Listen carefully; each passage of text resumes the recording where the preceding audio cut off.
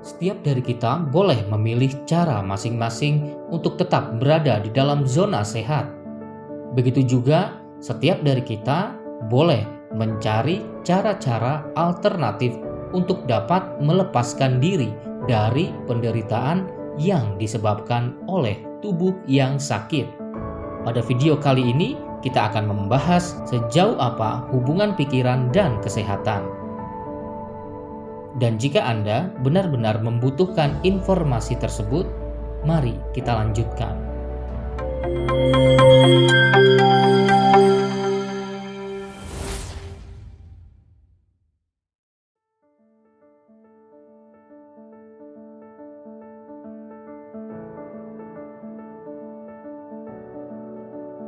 Tidak sedikit orang mengetahui dan sepakat bahwa pola pikir dapat mempengaruhi tingkat kesehatan. Orang yang berpikir positif cenderung lebih sehat karena mampu menghadapi stres yang dimilikinya dengan baik. Mereka juga cenderung lebih mudah menjalani gaya hidup sehat, sehingga tidak rentan terserang penyakit. Namun faktanya, ketika seseorang diajak untuk memikirkan bagaimana cara ia menjaga kesehatan, hal yang paling pertama terlintas jawabannya adalah menjaga pola makan dan olahraga. Tapi itu bukan berarti menjaga pola makan dan olahraga menjadi tidak penting ya. Pertanyaan berikutnya, apa yang akan Anda lakukan ketika sakit? Secara umum akan menjawab pergi berobat.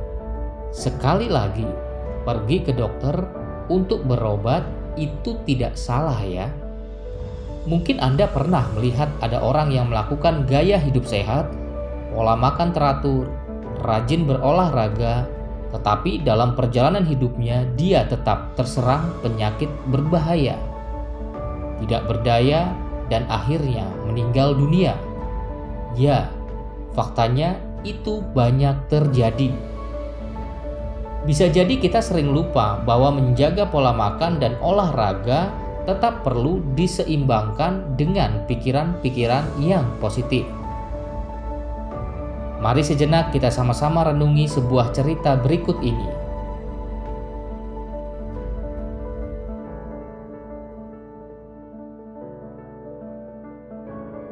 Pada tahun 1981, bos asuransi Morris Goodman sedang mengemudikan sebuah pesawat ketika terjadi kecelakaan.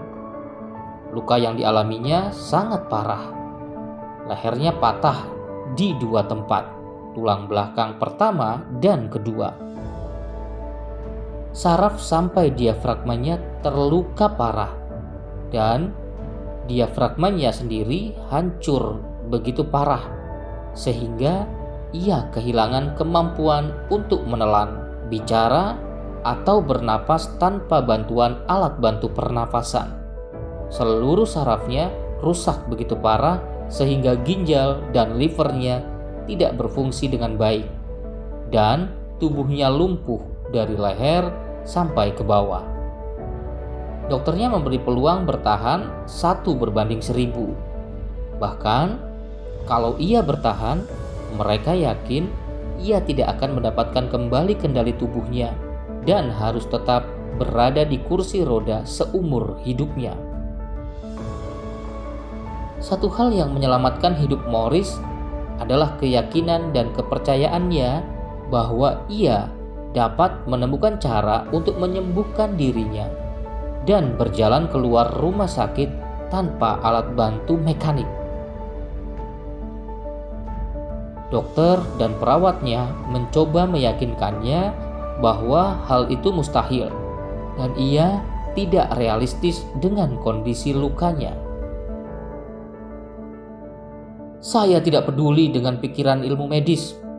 Saya hanya peduli dengan harapan saya, yakni mengalahkan perkiraan peluang dan keluar rumah sakit sebagai orang sehat, kata Morris. Melalui penggunaan visualisasi kreatif dan fisioterapi yang intens, kepulihan Morris mencengangkan para dokternya karena ia mulai meraih kendali atas refleks napas dan menelan. Kemudian, ia mulai meraih kendali atas kaki dan seluruh tubuhnya. Dalam waktu 6 bulan, ia hampir pulih sepenuhnya dan mampu berjalan kaki keluar rumah sakit tanpa menggunakan alat bantu mekanik. Sampai hari ini, Maurice Goodman masih berkecimpung dalam industri asuransi jiwa, menjadi pembicara yang menginspirasi tentang kekuatan keyakinan dalam kinerja. Banyak buku dan program audio ditulis tentang orang ini yang mereka juluki si manusia ajaib.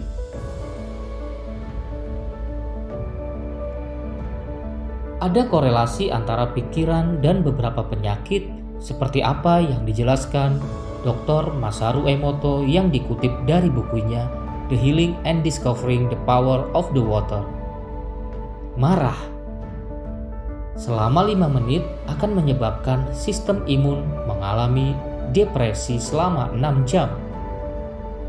Dendam dan menyimpan kepahitan akan menyebabkan imun tubuh mati, dan dari situlah bermula segala penyakit seperti kolesterol, hipertensi, serangan jantung, rematik, artritis, stroke, dan lain sebagainya hadir. Jika kita sering membiarkan diri kita stres, maka kita sering mengalami gangguan pencernaan. Jika kita sering mengalami khawatir, maka kita mudah terkena penyakit nyeri punggung. Jika kita mudah tersinggung, maka kita akan cenderung terkena penyakit insomnia atau susah tidur. Jika kita sering mengalami kebingungan, maka kita akan terkena gangguan tulang belakang bagian bawah. Jika kita sering membiarkan diri kita merasa takut yang berlebihan, maka kita akan mudah terkena penyakit ginjal. Jika kita suka bernegatif thinking, maka kita akan mudah terkena dispepsia atau penyakit sulit mencerna. Jika kita mudah emosi dan cenderung pemarah, maka kita bisa rentan terhadap penyakit hepatitis. Jika kita sering merasa apatis atau tidak peduli terhadap lingkungan, maka kita akan berpotensi mengalami penurunan kekebalan tubuh. Jika kita sering menganggap sepele semua persoalan, maka hal ini bisa mengakibatkan penyakit diabetes. Jika kita sering merasa kesepian, maka kita bisa terkena penyakit demensia senalis atau berkurangnya memori dan kontrol fungsi tubuh. Jika kita sering bersedih dan merasa selalu rendah diri, maka kita bisa terkena penyakit leukemia atau kanker darah putih. Seorang filosof yaitu Marcus Aurelius mengatakan bahwa hidup kita ditentukan oleh pikiran. Sel-sel di dalam tubuh akan menerjemahkan apa yang ada di dalam pikiran bawah sadar ke dalam sebuah gerakan atau mekanisme.